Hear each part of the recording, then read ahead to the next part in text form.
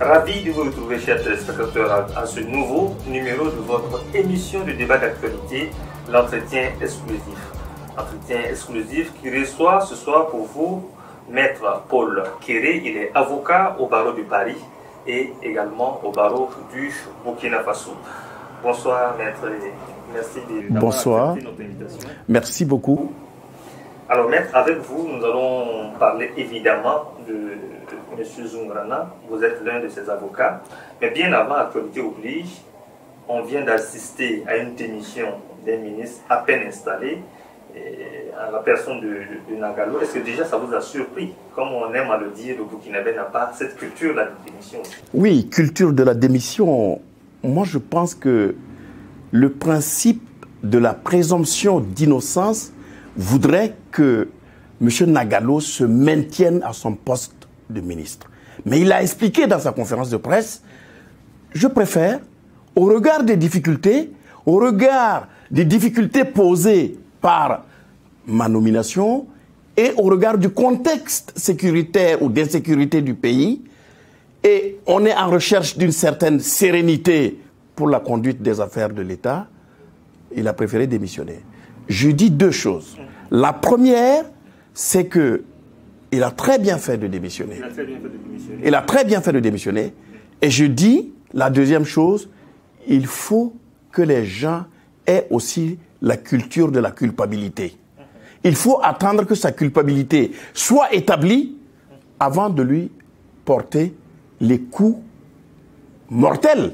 Je dirais bien mortels, parce qu'on se prive de ce que le ministre Nagalo aurait apporté pour la transition.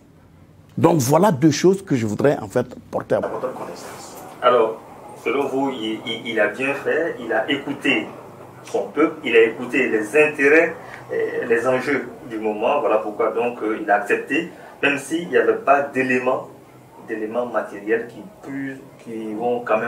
pouvaient prouver sa culpabilité. Vous êtes avocat, vous êtes un homme de droit. Il y a que le Premier ministre aussi avait dit qu'il y aura des investigations. Alors, en si peu de temps, est-ce que techniquement, il y a eu investigation? Non, il a dit je démissionne, non pas parce que je suis coupable ou je me reproche quelque chose, mais je démissionne au nom de l'intérêt supérieur pour la sérénité de l'avancée ou de l'avancement de la transition. En France, ça aurait été inacceptable. Le Premier ministre Fillon avait dit, eh bien écoutez, moi je ne vais démissionner que si je suis mis en examen, ou si je suis convoqué devant le procureur ou devant un juge d'instruction. Ben, lorsqu'on lui a notifié la mise en examen, il a démissionné. Et c'est comme ça aussi la culture juridique. Il aurait fallu attendre qu'il soit convoqué par le procureur sur un certain nombre de faits, ou qu'il soit convoqué par un juge d'instruction pour être mis en examen, avant de commencer à parler d'indices qui indiquent qu'il n'est pas apte à occuper au nom du principe de ce que l'on appelle, je vais dire, le principe d'honnêteté dans la fonction ministérielle. Alors, aux premières heures des contestations, le Premier ministre avait promis de faire des investigations et quelques jours plus tard, je reviens à cette question, est-ce que techniquement, on peut faire des investigations en 2-3 jours? On ne peut pas faire des investigations en 2-3 jours, mais je pense que le Premier ministre a immédiatement compris la réalité, la réelle politique, l'a vite rattrapé, parce que c'est un avocat, il sait la valeur qu'il attache à la présomption d'innocence, mais il a compris qu'en politique, même si on vous soupçonne de quelque chose que vous n'avez pas commis, ça peut avoir des conséquences néfastes sur votre manière de servir. Et c'est ça qui fait que le Premier ministre, finalement, en si peu de temps, et puis, ce n'est pas le Premier ministre qui lui a demandé de démissionner, c'est lui qui a demandé de démissionner. Et sa conférence de presse est là pour nous témoigner qu'il a pris ses responsabilités. Alors, d'aucuns estiment que le Premier ministre parle un peu trop. Est-ce que c'est l'impression que vous avez parce qu'aux premières heures également, il avait dit donc vouloir, si c'est possible, faire diminuer le coût des hydrocarbures. Alors, il a été vite rattrapé par le temps. Alors, c'est la réelle politique également, et beaucoup estiment qu'il parle un peu trop vite. Est-ce que c'est l'analyse que vous en faites? Moi, je pense que mon confrère est avocat. Il parle déjà, c'est un avocat, c'est le propre de la parole de l'avocat. Donc ensuite, pour être plus sérieux, je dirais qu'il est arrivé avec de beaux principes. Et c'est normal qu'il reste tout droit dans ses bottes pour clamer, notamment au niveau des salaires des ministres, notamment au niveau du prix des hydrocarbures. Ce sont de beaux principes. Et il faut avoir ces beaux principes-là. Si on a ces beaux principes, je pense qu'on peut avancer. Mais la réalité est là. Ce que peut-être le Premier ministre ne savait pas, c'est que le prix des hydrocarbures ne dépend pas seulement de la volonté politique, mais du prix de la fixation du pétrole, du coût du dollar aux États-Unis.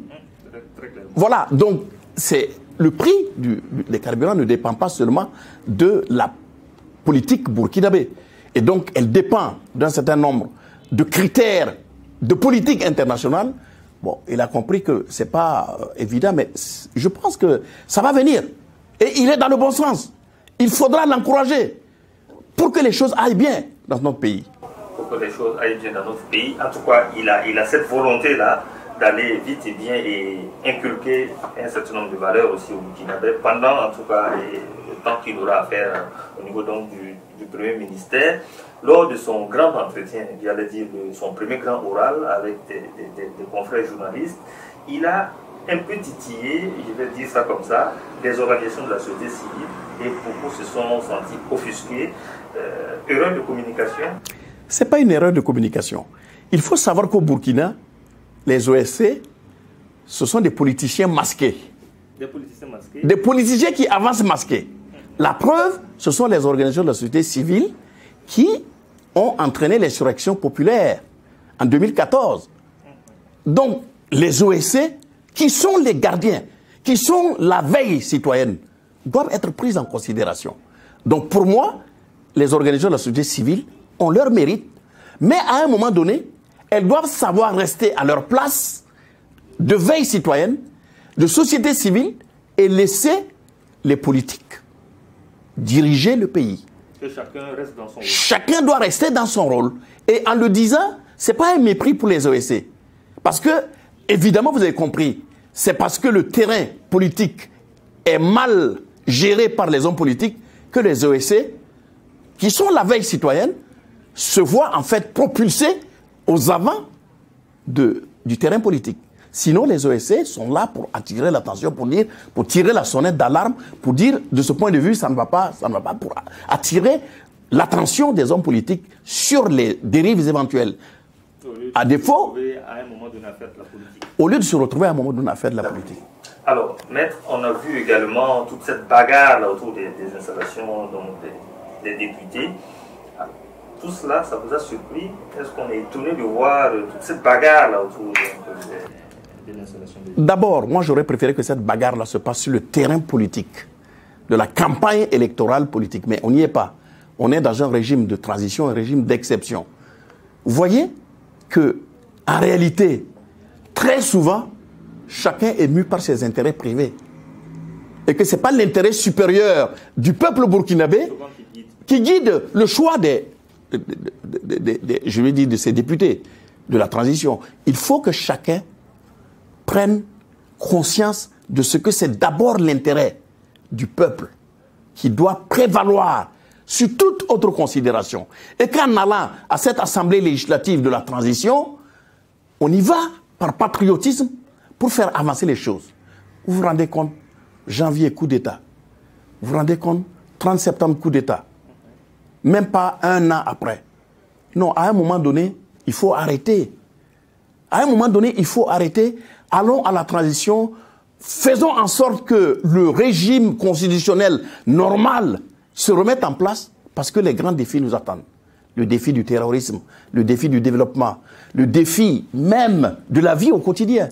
Voilà, donc c'est dans cette optique-là que je demande à ceux qui se battent pour l'Assemblée législative, la transition, de voir en priorité l'intérêt supérieur de la nation. Vous avez parlé d'un certain nombre de défis qui se posent donc devant les autorités de la transition, dont, on va dire, le défi des défis demeure le défi de la crise sécuritaire. À ce niveau-là, on a vu des recrutements de BDP, 50 000 annoncés, et on a dû reporter donc le jour, la date butoir pour avoir le nom escompté? Est-ce que finalement, ce patriotisme-là, les Burkinabés l'ont véritablement?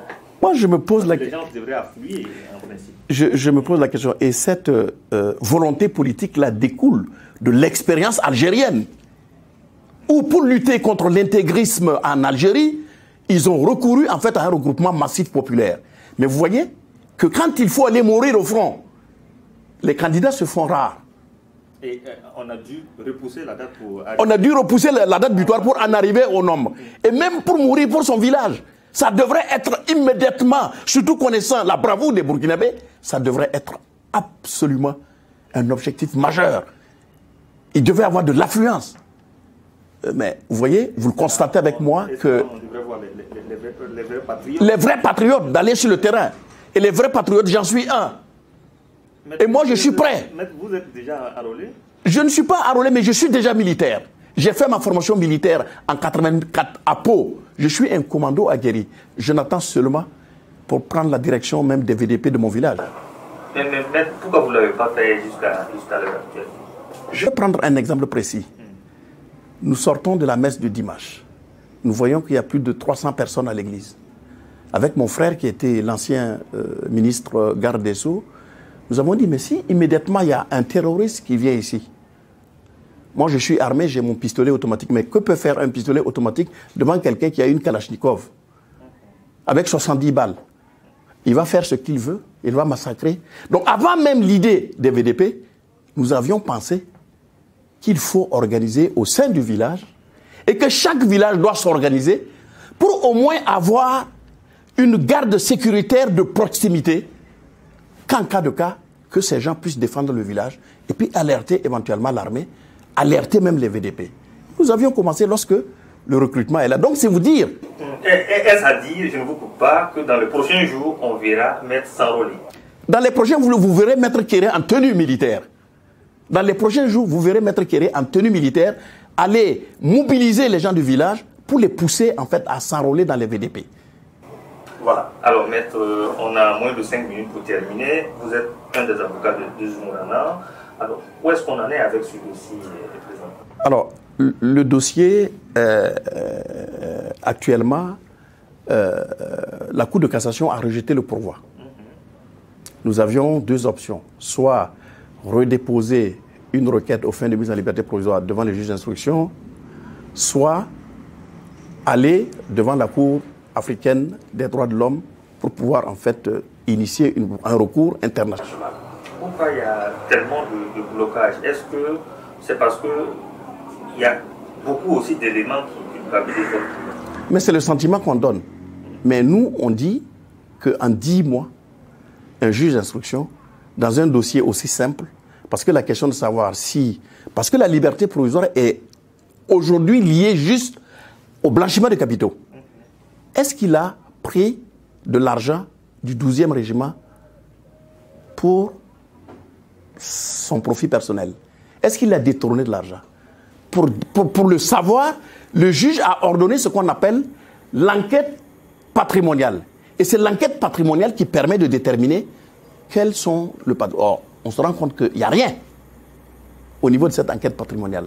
Donc, bon, pour l'instant, je pense que la prochaine échéance, ça va être le 16 novembre, où le juge d'instruction nous a gentiment convoqués pour aller voir les résultats de l'enquête téléphonique. Nous verrons ce qu'il y a dans cette enquête téléphonique et puis les uns et les autres seront fixés. Mais je pense que par rapport au délai raisonnable, après 10 mois de détention provisoire, on peut le mettre en liberté provisoire parce que c'est pas... voilà, c'est pas un dossier qui est très compliqué. C'est un dossier comme tous autres dossiers. Un dossier comme tous les autres dossiers, mais qui a l'air un peu compliqué. Alors, pour terminer, est-ce que vous pensez qu'il y a une mainmise politique ou qu'est-ce qui pourrait bien expliquer cela? Déjà, sous le régime de Damiba, les gens pensaient qu'il y avait une mainmise du dossier. Mais voilà, Damiba est parti. Voilà. Moi, je comprends le président Traoré qui ne veut pas influer sur le... Mais je dois vous dire que la spécificité du tribunal militaire, c'est le ministre de la Défense qui met en mouvement l'action. Donc, le ministre de la Défense est sous la coupe du Premier ministre, qui lui-même est sous la coupe du président. Moi, je pense que si le président veut que M. Zoungrana soit mis en liberté provisoire, il y a les moyens légaux, les canaux légaux pour pouvoir en fait dire, ben voilà, dites-nous, parce que le président lui-même avait dit, mais je vais jeter un coup d'œil quand même à ce dossier-là pour voir qu'est-ce qui se passe. Donc si le président est le chef suprême des armées, il peut quand même avoir une vue sur un dossier qui est au tribunal militaire et puis donner les orientations éventuelles. Je pense, peut-être qu'il ne le fera pas, mais peut-être qu'il le fait, ou peut-être qu'il le fera. Mystère et boule de gomme. Wait and see. En tout cas, Wait and see. Merci bien. Je vous remercie d'être venu, mais je voudrais, à la fin de cet entretien-là, vous demander de porter ma demande de pardon à tous les journalistes que j'ai pu blesser dans ma façon de parler, dans ma façon de dire, parce qu'en réalité, les journalistes sont un maillon important. Porter l'information saine au public est quelque chose de très noble et que si, dans mes observations, dans mes développements, j'ai pu blesser un journaliste, qu'il me pardonne. Alors, le message arrivera certainement à bon port. Merci. Je vous remercie. Je vous remercie. Merci à vous, chers téléspectateurs, pour votre constante fidélité à cette émission et à très vite avec un autre invité.